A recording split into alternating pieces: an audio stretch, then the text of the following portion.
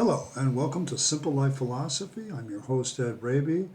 This is a channel where you follow along in my journey as I endeavor to find a philosophy of life that is both simple to understand and simple to execute. It's where I follow my journey to become a person who has a simpler life that is both peaceful and productive. Today is another installment of Stoic Viking meditations, and in particular, we're continuing our series on the Nine Noble Virtues, and we have found our way to industriousness. But before I get into that, I want to remind you to like the video, subscribe to the channel, give me a comment if you have any thoughts on the idea of industriousness, and certainly share this video with those you think might be interested. And always make sure that you hit that notification bell for more content as it is released. Now, getting back to industriousness.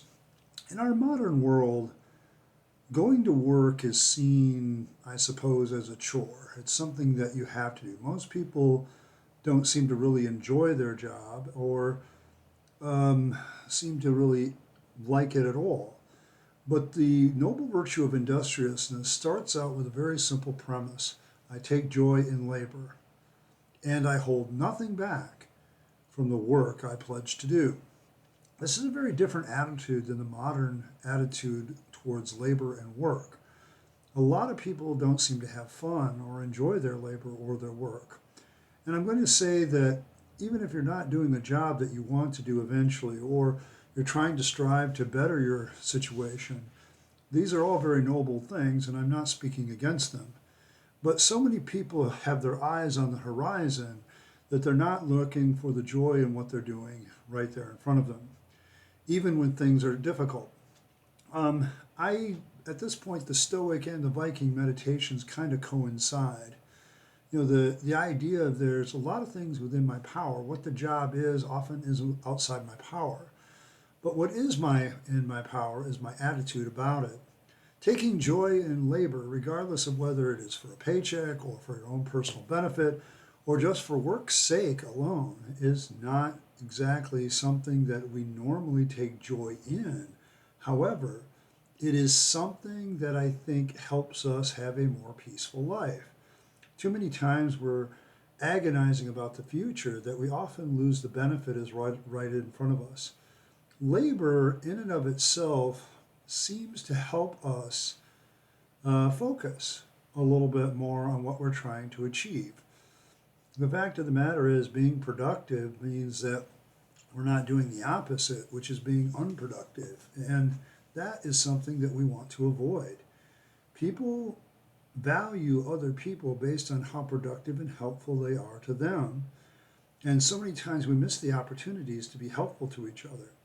A lot of people get upset with directions or things like that.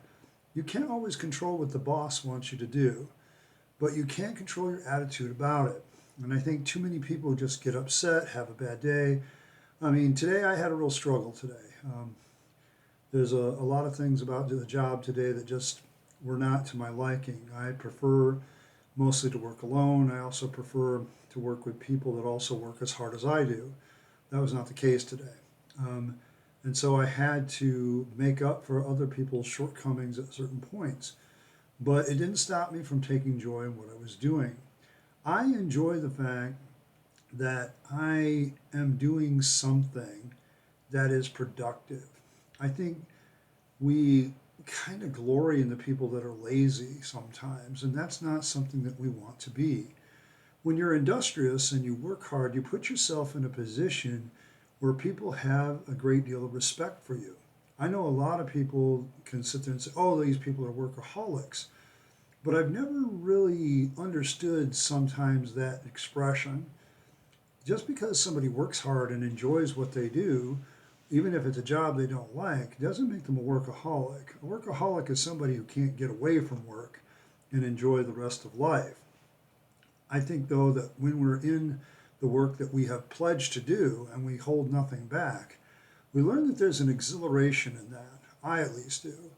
I find it very satisfying that at the end of the day, the situation has been improved by my efforts.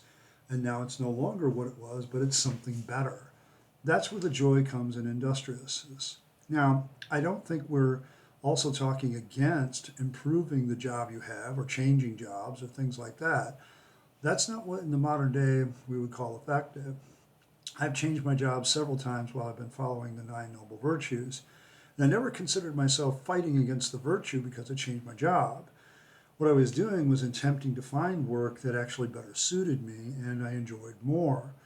But it didn't change the fact that whatever job I had, I continued to try to enjoy. This is a work in progress for me, but I have learned that the job becomes lighter and easier and doesn't take as long when I take joy in it rather than when I'm sourpussed about it. I think that we need to maybe perhaps recover this virtue. There's also a great deal of joy when working for myself. I mean, it's one thing to do full effort in the work that I pledged to do, which I should do, because it puts me in a better position for advancement. Like it or not, a lot of people think that hard work doesn't matter, but it does. It really does matter. I've never known too many lazy people, truly lazy people, that get promoted into anything. They're too lazy even to apply for promotion. And so that often is what begins to affect them. They just don't feel that they want to do the effort. And so some of us continue to advance. But even when I work at home, there's something joyful about doing something that once you put in the effort and the labor and the work, and then you turn around and there's some fruit to establish for it. I've really been enjoying my little simple gardening noob issues at times because I plant some things and I wait a little bit and suddenly something sprouts. And that was a very joyful moment for me. It was my labor that I was doing, enjoying the very thought of being productive and moving forward. And then all of a sudden, once I was productive, it was very enjoyable. There was a satisfaction that something I did actually benefited myself. There's a lot of projects that I have, and I do a lot of different things. But at the end of the day, work has become more and more joyful, and it's also made it less of a burden. I think when we take joy in the labor that we do and hold nothing back in it, we find that we have a greater joy in it. The people that are being, pushing against, don't really work in things, do the bare minimum, I often find that these people are the most grouchy. And I just don't see that. Or they have a lot of complaints. It's interesting that the people that work the least seem to have the most complaints. And the people that work the hardest say, well, I work hard to get rid of the complaints. Maybe somebody else isn't going to do something about it, but I'm going to. And this is the last part about industriousness I think it calls to. It tells us to take responsibility. It tells us, hey, there's a lot of things that you don't have control over at your job. But what you do have control over is one, your attitude, and B, the results that you can have doing that job, putting yourself in a better position to have a better day the next day. I think so many times we put things off, we procrastinate, simply because we don't take any joy in it. I know that when I procrastinate, I'm just not seeing any happiness or joy in it. And what I really need to do is check my attitude, not necessarily the labor itself.